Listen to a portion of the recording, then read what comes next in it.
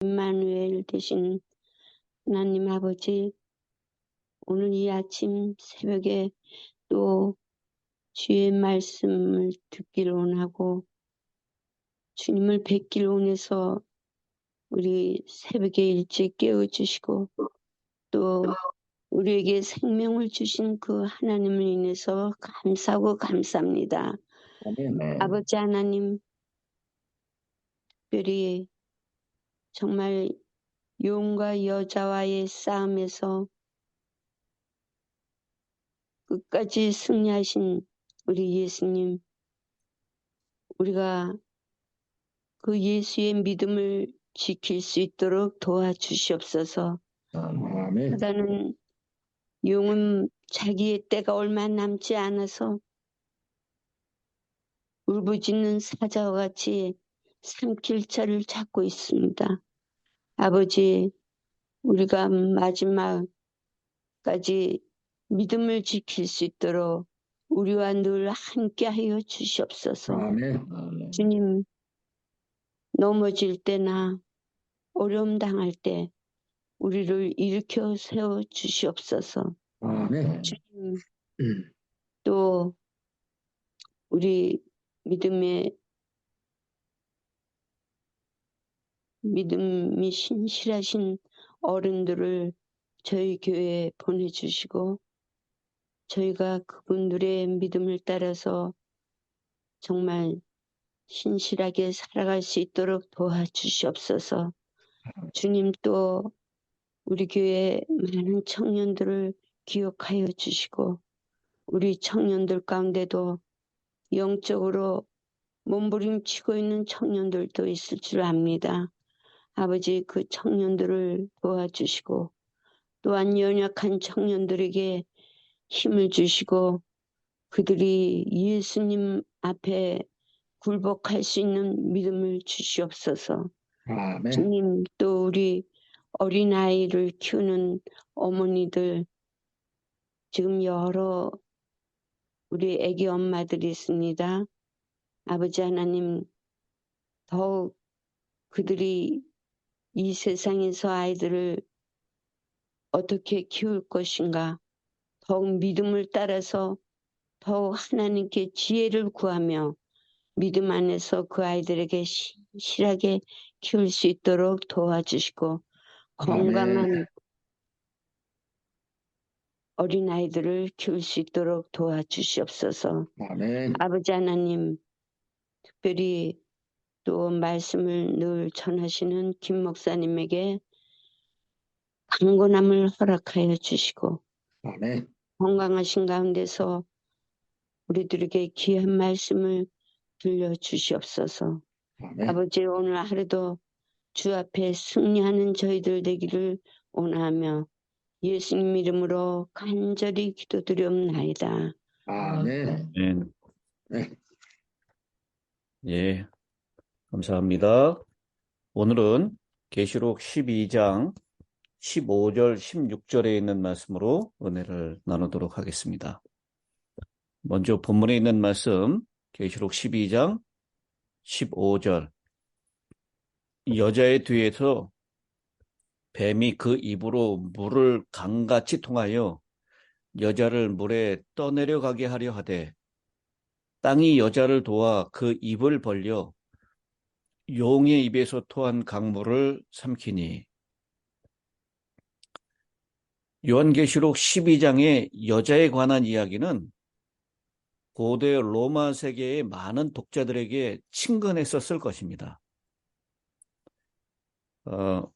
우리가 권선징악을 얘기할 때 흥부와 놀부 이야기, 그 얘기하면 우리 굉장히 많이 익숙할 것입니다. 이 계시록 12장의 여자와 용에 대한 이야기는 고대 로마 세계의 많은 독자들에게 아주 친근했던 내용이다라는 것입니다. 고대 그리스 저술가였던 호모는 모든 그리스 신들의 왕 제우스의 신부 레토에 대하여 이야기하였습니다.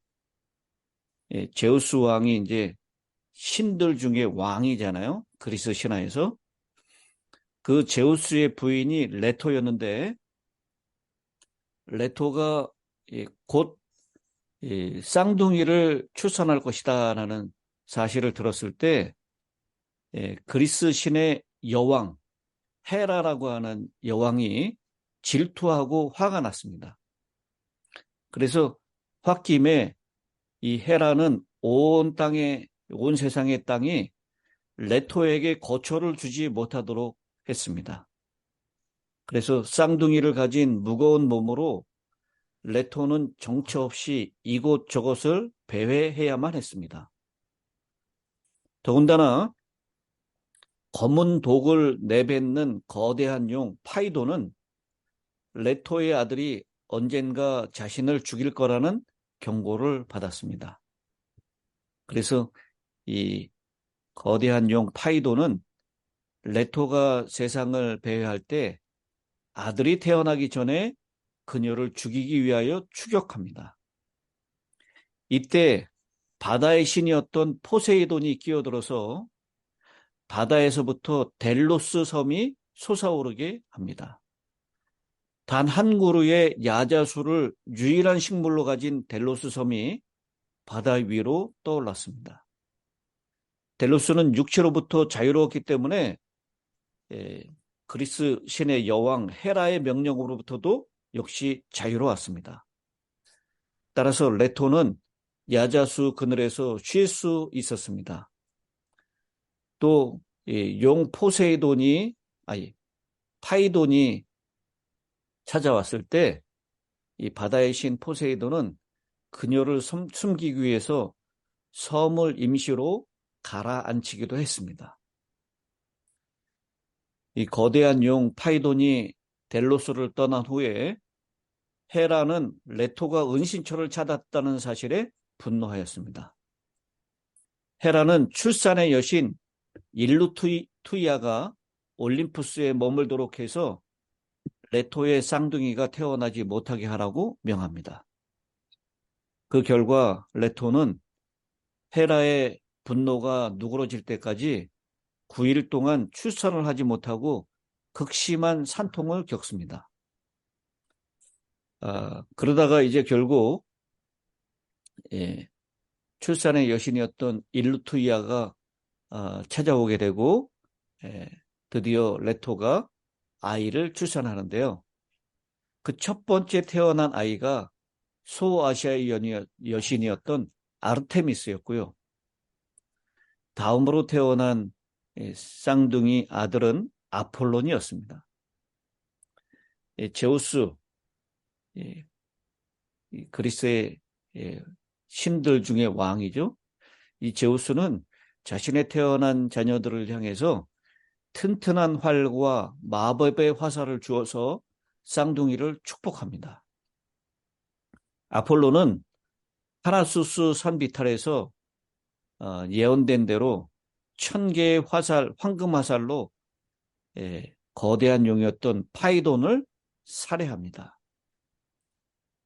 이런 호마가 지었던 그리스의 신화를 통해서 용과 또 출산을 앞두고 있는 여자의 이야기는 굉장히 친숙했던 이야기고요. 그래서 그 신화의 이야기를 바탕으로 기록된 계시록 12장의 이 용과 여자의 이야기는 당시 로마 세계의 독자들에게 아주 친숙한 내용이었을 것이다 라는 것입니다.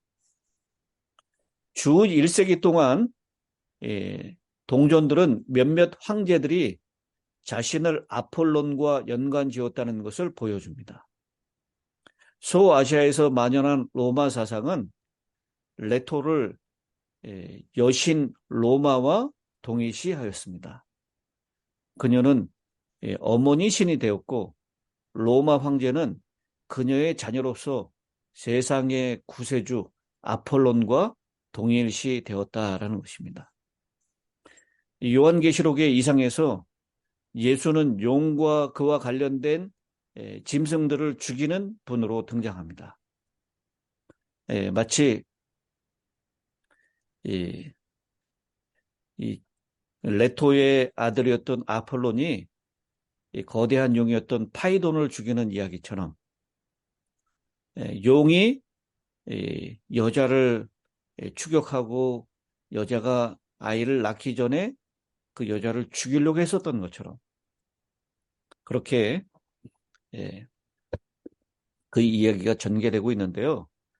로마라고 하는 용은 예수가 태어나자마자 헤롯이라는 사람을 통해서 그를 죽이려고 했습니다. 헤롯으로부터 예수가 탈출한 것은 이 본문에서 그가 여자를 구원하시는 것, 그리고 17절에 나오는 남은 자손을 구원하시는 것에 대한 전조였습니다. 이 이상은 신성을 주장하는 모든 이들 가운데서 예수의 탁월성을 나타내기 위해서 당시의 위대한 신화 가운데 하나를 차용해서 설명하고 있다라는 것입니다. 결국 여기 계시록 12장에 나오는 여자가 낳은 아이를 죽이려고 하고 그 아이가 하늘로 승천하자 그 여자를 죽이려고 했었던 이 용의 이야기는 바로 그 용보다 더 강한, 결국 그 용을 죽이려고 하는 예수 그리스도, 그분의 탁월성을 나타내기 위해서 이 그리스 신화의 배경을 사용해서 요한이 이 말씀을 기록했다라고 그렇게 보는 것입니다.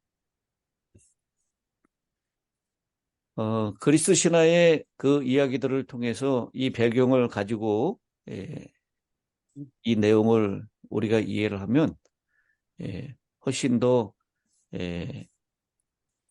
생동감 있게 그렇게 잘 이해할 수 있을 것이다 라고 생각을 합니다. 그러면 이제 이 이야기를 교회 역사에서 어떻게 이 일이 이루어졌는지를 하나하나씩 살펴보도록 하겠습니다.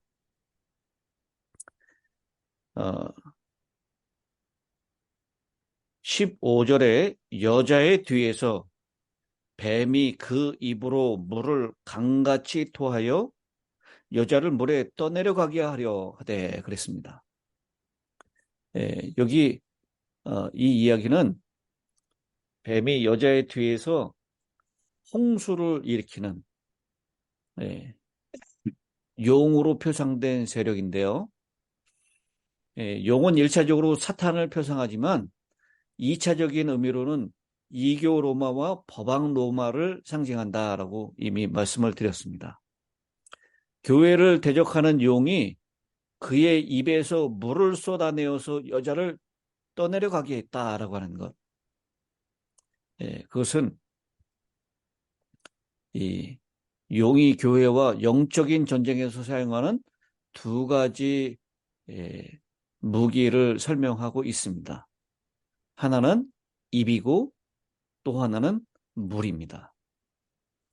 첫째, 성경에서 입은 용이 사용하는 강력한 무기입니다. 기만적인 말, 거짓 교리들입니다. 여러분, 이 뱀이 말을 하는 사건이 제일 먼저 어디에서 등장하죠?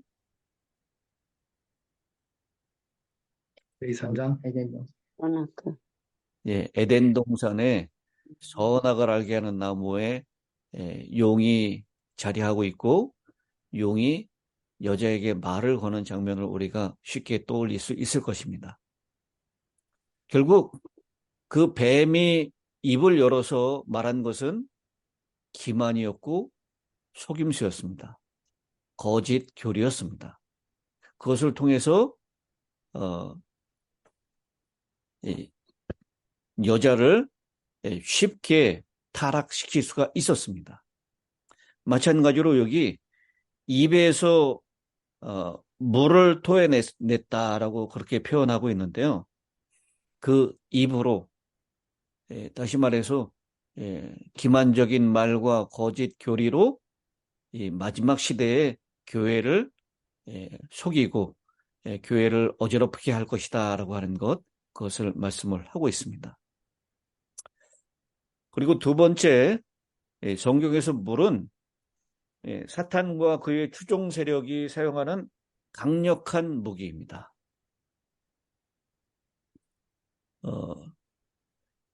시편 69편 1절 2절에 보면요.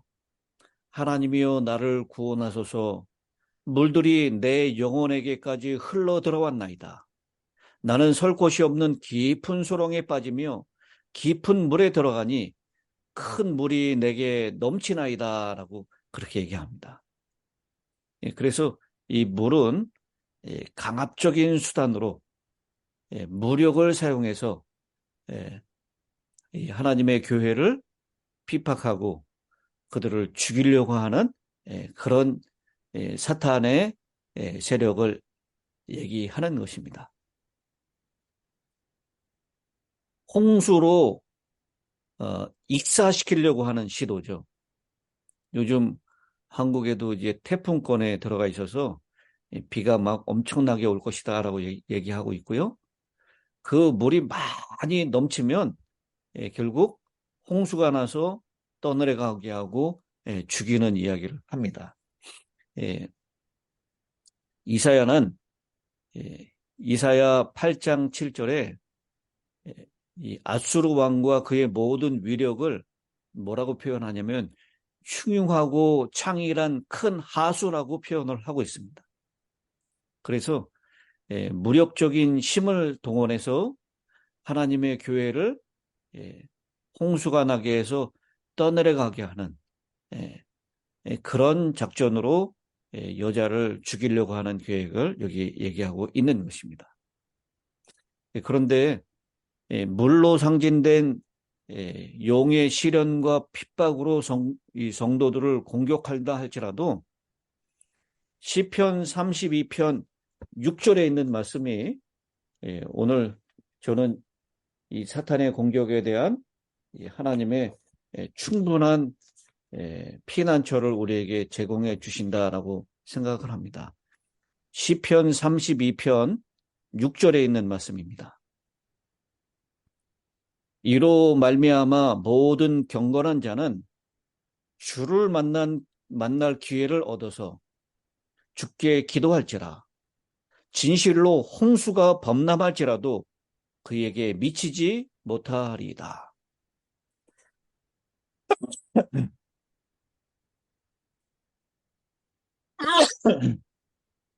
네, 죄송합니다. 32장 시편 32편 6절에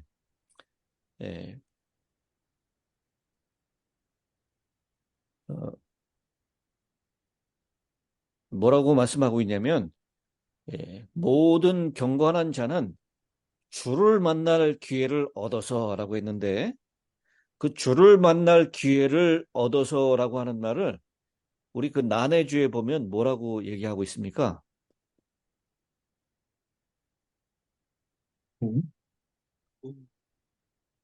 혹시 32장 32편 6절을 한번 찾아보신 분 계신가요? 죄를 깨달을 예. 때에 여기는 죄를 깨달을 때에 주를 만날 기회를 얻어서 요거를 나누지 죄를 깨달을 때라고 얘기하고 있습니다. 그 바로 5절에 있는 말씀이죠. 내가 이르기를 내 허물을 여호와께 자복하리라 하고 내가 주께 내 죄를 아뢰고 내 죄악을 숨기지 아니하였더니 곧 주께서 내 죄악을 사하셨나이다. 죄를 깨달을 때에 다시 말로 주를 만날 기회를 얻었을 때에 주께 기도할지라. 이 기도는 회개의 기도가 되겠죠.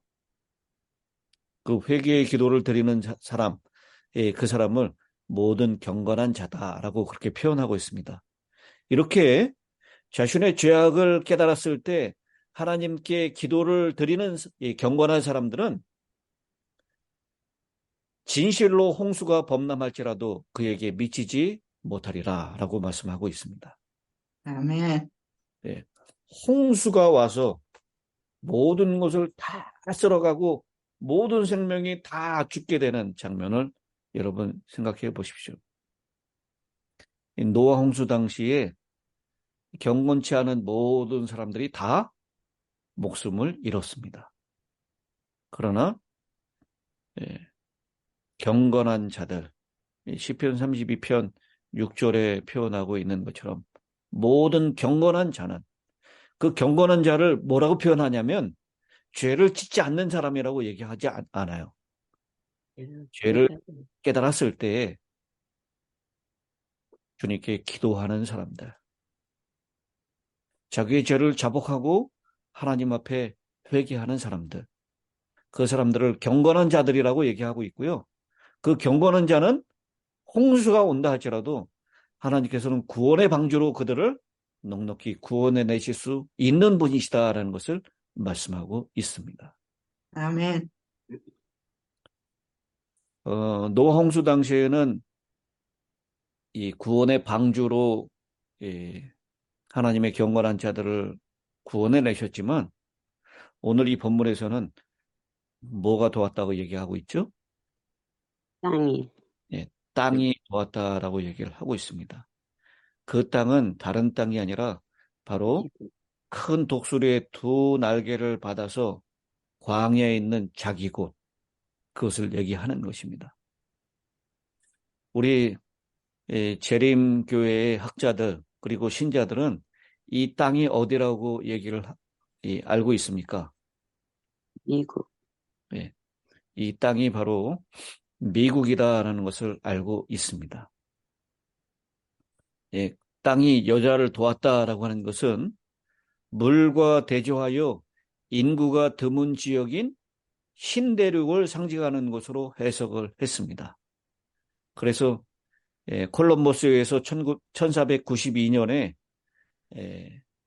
아메리카 대륙이 발견되었고요. 그 다음에 역사적으로 1620년 11월 21일 매사추세츠주 플리머스에 메이플라워를 타고 102명의 회중파 청교도들이 미국에 도착을 하게 됩니다. 그들 중 절반은 첫 겨울을 넘기지 못하고 추위와 질병으로 죽었지만 그들이 바로 미국 건국의 조상이 되었습니다. 그때 이후로 수천 명의 사람들이 법왕의 주권에서 벗어나 신앙의 자유를 찾아 바다를 건너서 땅으로 넘어왔습니다. 1776년 7월 4일 드디어 미국이 독립을 선언하고 건국됨으로 인해서 종교 자유를 보장하는 피난처가 되므로 땅이 여자를 돕겠다라고 하는 성경의 예언을 성취시켰습니다. 따라서 상징적으로 신대륙 미국은 핍박하던 세력을 결국 삼킨 것입니다. 그 홍수가 땅에 몰려왔지만 그 엄청나게 몰려오는 홍수를 그 땅이 완전히 삼켜버렸다라고 하는 것입니다. 마찬가지로 이 땅은 당시에 법왕권의 핍박을 피해서 프랑스 남부, 이탈리아 북부에 있었던 알프스의 그 척박한 산, 그 산으로 들어갔던 그 이야기에도 같이 적용을 시킬 수가 있습니다. 또 여기 땅이 좋았다라고 하는 이 해석을 또 어떻게 해석할 수도 있느냐면요. 고고학 분야에서 눈부신 발굴로 하나님의 말씀이 더욱 확고하게 선 것을 의미하는 것으로 그렇게 해석하는 학자도 있습니다. 1799년 로제타 스톤이 발견이 됐죠. 여러분 들어보셨죠? 로제타 스톤? 로제타 스톤에서 과거를 여는 열쇠가 이제 발견이 됐습니다. 학자들로 하여금 고대 애굽어를 습득하여 고대사를 여는데 크게 기여를 하였고요.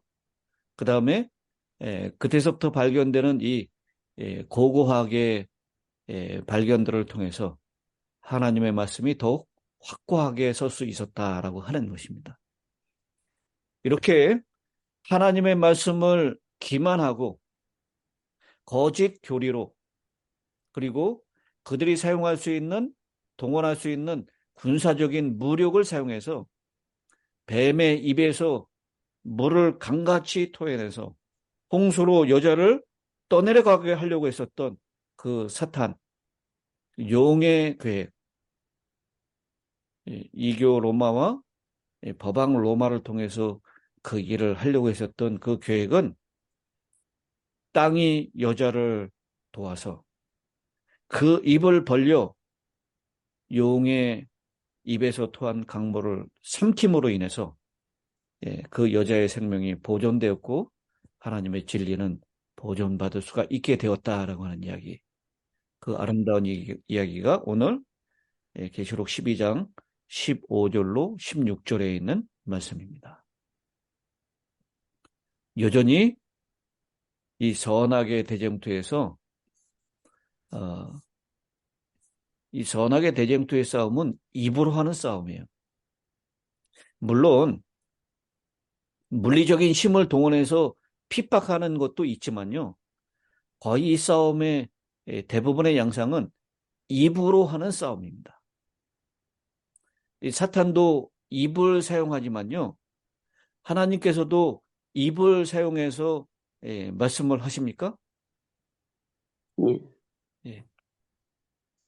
최후의 전쟁을 위하여 개구리 같은 새 더러운 영이 악의 삼위일체의 입에서 나왔다라고 얘기합니다. 계시록 16장 13절로부터 14절에 있는 얘기죠. 용의 입과 짐승의 입과 거짓 선지자의 입에서 새 개구리 같은 새 더러운 영이 나왔다라고 얘기해요. 입에서 나오는 것입니다. 이 선악간의 영적 전청에서 그리스도와 그분의 추종자들이 사용하는 강력한 무기도 역시 입이다라고 하는 것입니다. 1장 16절에서 그리스도의 입에서 좌우의 낯선 검이 나왔습니다. 그래서 회개하지 않는 자들과 싸웁니다. 두 증인을 해하려고 할 때 11장 5절에 불이 그들의 입에서 나와 원수들을 죽였습니다. 이렇게 마지막 대쟁투에서 결국 입으로 하는 싸움이다라는 거예요. 사탄도 용의 뱀의 입에서, 하나님도 그리스도의 입에서 좌우의 낯선 검이 나오게 하신다라고 말씀합니다. 결국 하나님의 말씀을 제대로 이해하느냐, 아니면 하나님의 말씀을 기만하고 속임수로 그 말씀을 뒤틀어 놓느냐, 이것이 선과 악의 대쟁투의 마지막 싸움의 양상이 될 것입니다. 우리는 알고 있습니다. 하나님의 말씀에 그 율법이 대쟁투의 쟁점이 되고 그 쟁점 가운데 가장 중심에 있는 것은 바로 안식일 계명이다라는 것을요. 결국 하나님의 참 안식일과 사탄의 거짓 안식일, 지금 사람들이 주일이라고 불리는.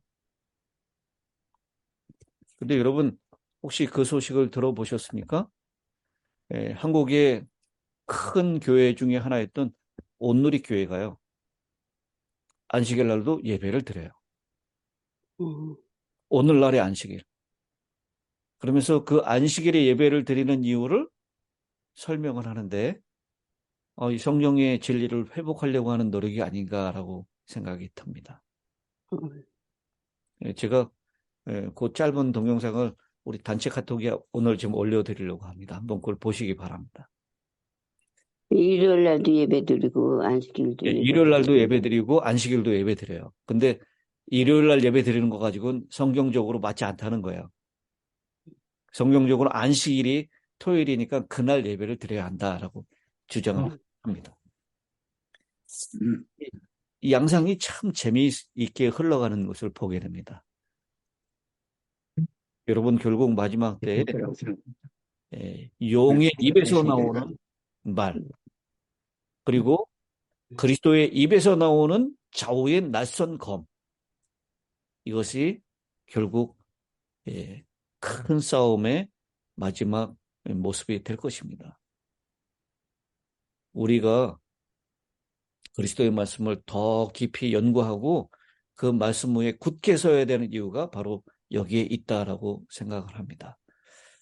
용의 입에서 나오는 그 물로 그 홍수로 떠내려가지 않도록 하나님께서 우리를 지키시고 하나님께서 가장 좋은 타이밍에 하나님의 백성들을 돕기 위하여 땅을 사용하신다라는 이야기. 이것은 비단 역사적으로 중세 암흑 시대에 적용이 되고 우리가 살고 있는 이 미국 땅에 적용이 될 수 있지만 결국 이 마지막 때에 우리를 돕기 위한 하나님이 마련하신 땅은 여전히 하나님의 백성들을 지키고 보호하게 될 것입니다.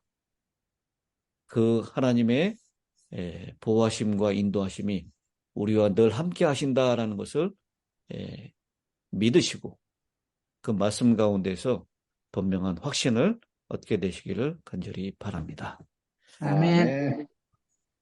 오늘 이미순 사모님이 목소리가 나오질 않는다 그래서 제가 마지막 마치는 기도를 하도록 하겠습니다. 기도하겠습니다. 하늘에 계시는 자비로우신 아버지 하나님, 오늘 계시록 12장 15절로 16절에 있는 말씀을 통하여 뱀의 입에서 토해낸 그 엄청난 홍수가 우리를 엄몰하지 못하도록 하나님께서 지키신다는 아름다운 보증을 허락하여 주심을 감사합니다. 아멘. 마지막 시대에 거짓 속임수로 거짓 교리로 하나님의 경건한 백성들을 떠내려가게 하려고 하지만 하나님은 그 백성들을 돕기 위하여 예비된 땅을 마련하셨다는 것, 오늘 말씀을 통하여 기억하게 하시고 우리의 생애 가운데도 하나님의 보호하시고 우리를 지키시기 위한 땅이 준비되어 있다는 것을 믿고 두려움 없이 하나님의 말씀 위에 굳게 설 수 있는 우리 모두가 되게 하여 주시옵소서. 아멘. 힐탑의 성도님들 오늘 하루의 생애 가운데도 보호하시고 이 고르지 않은 일기 가운데 하나님 건강에 어려움 당하지 않도록 인도하여 주시옵소서. 흥민 장로님, 이경상 집사님, 그 외에 구미순 집사 사모님, 그리고 구원의 목사님, 최영복 목사님, 몸의 불편함 때문에 이 자리에 나오지 못하시는 주의 사랑하는 자녀들, 오늘 회복해 하시는 하나님의 영이 함께 하셔서 건강에 회복이 있게 하시고 통증이 사라지고 온전한 마음의 평안을 누리는 한 날이 되길 수 있도록 은혜 허락하여 주시옵기를 우리를 사랑하시는 우리 구주 예수님의 귀하신 이름으로 감사하며 기도드리옵나이다. 아멘. 아멘.